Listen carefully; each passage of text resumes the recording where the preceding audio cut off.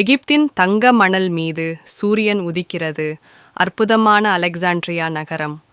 பரபரப்பான சந்தை, பிரம்மாண்டமான பிரமிடுகள். அதன் வழியாக சென்றால் அந்த வழி ராணி கிளியோபாட்ராவின் கம்பீரமான அரண்மனையை நோக்கி செல்கிறது.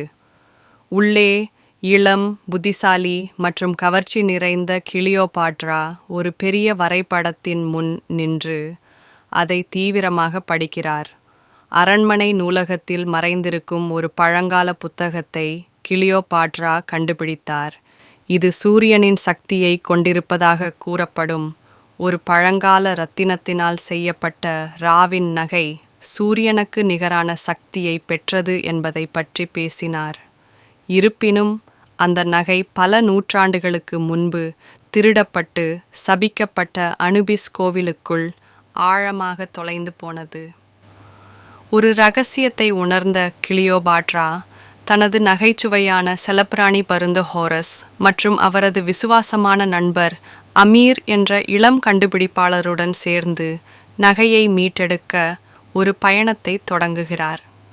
கிளியோபாட்ராவும் அவரது குழுவினரும் அமீரின் கண்டுபிடிப்புகளால் இயக்கப்படும் ஒரு மாயாஜால படகில் நைல் நதியை கடந்து பயணிக்கிறார்கள்.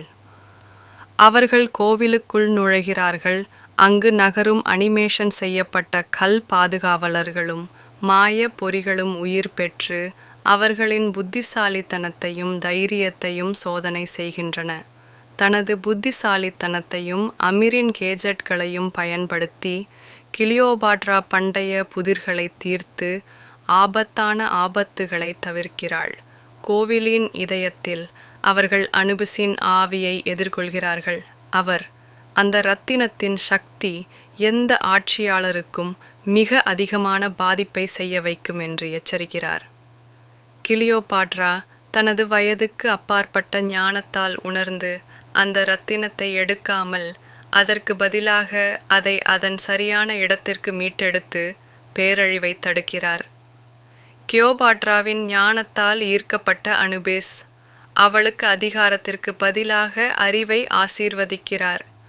அவர்கள் அலெக்சாண்ட்ரியாவுக்கு திரும்பும்போது வானம் பிரகாசமாக பிரகாசிக்கிறது. மேலும் உண்மையான தலைமை என்பது கட்டுப்பாட்டை பற்றியது அல்ல, ஞானத்தை பற்றியது என்பதை கிளியோபாட்ரா உணர்கிறாள். மக்கள் தங்கள் ராணி எகிப்தை காபத்திலிருந்து காப்பாற்றியதை அறியாமல் அவள் திரும்புவதை பார்த்து கொண்டாடுகிறார்கள். கிளியோபாட்ரா பழங்கால புத்தகத்தின் சுருளை உயர்த்தி பிடித்து கொண்டு கண் சிமிட்டுகிறார். வரவிருக்கும் மற்றொரு சாகசத்தை பற்றி குறிப்பிடுகிறார்.